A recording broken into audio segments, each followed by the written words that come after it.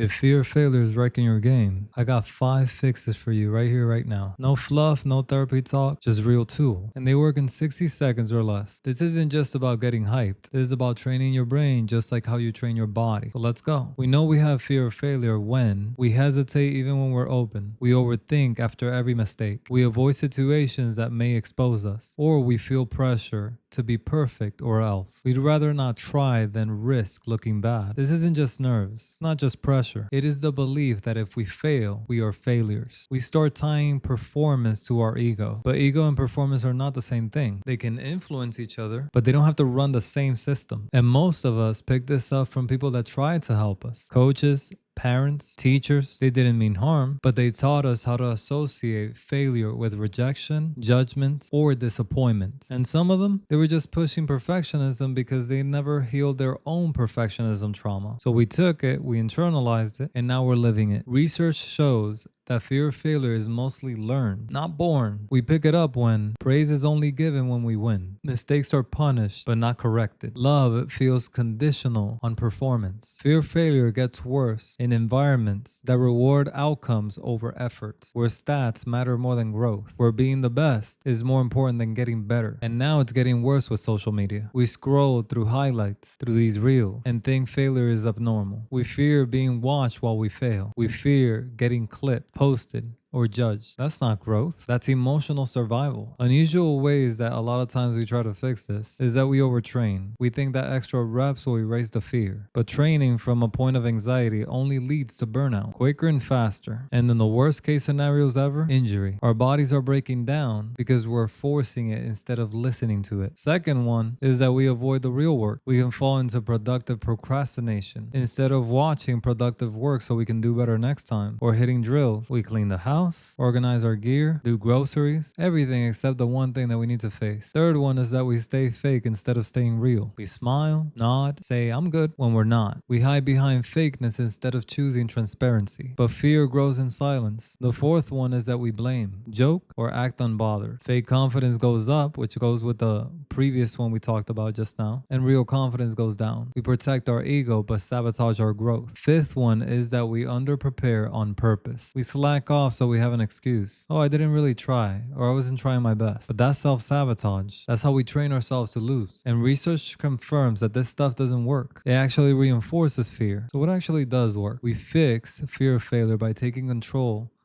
in our mind and surrendering to what we cannot control. We redefine failure. Failure isn't identity. It's information. It's feedback. It shows us where we are and where we need to grow. That's it. Second, we shift from ego goals to growth goals. We use the sacrificial and compensational behavioral goal. We focus on effort, discipline, and execution, things that we can control. If we're not disciplined, we lose control on what we can change. Third one is that we visualize failure on purpose and bouncing back. When we visualize and then bounce back from it in our mind, we don't just imagine scoring. We rehearse the miss, the turnover, the sub out. Then we practice recovering with power. We command our mind. We use short reset phrases. Next play, let's go. Lock in, not hype, not fluff. Commands. Fifth one is that we normalize adversity in training. We stimulate chaos. We train under pressure. We don't avoid challenge. We rehearse how to handle it, and we surrender the rest. If we're not spiritually grounded, we start trying to control the uncontrollable. That's where suffering begins. Discipline without surrender, obsession. Surrender without discipline, chaos. Together, that's peace. That's freedom. Now, sometimes the fear is deeper, and that's normal. So many athletes that I've worked with have hit this wall. They did everything right on the surface, but the fear stayed. That's when we go deeper. That's when we bring in a sports psychologist coach, someone trained in guided imagery, hypnotherapy when done right, regression work, and forgiveness-based gestalt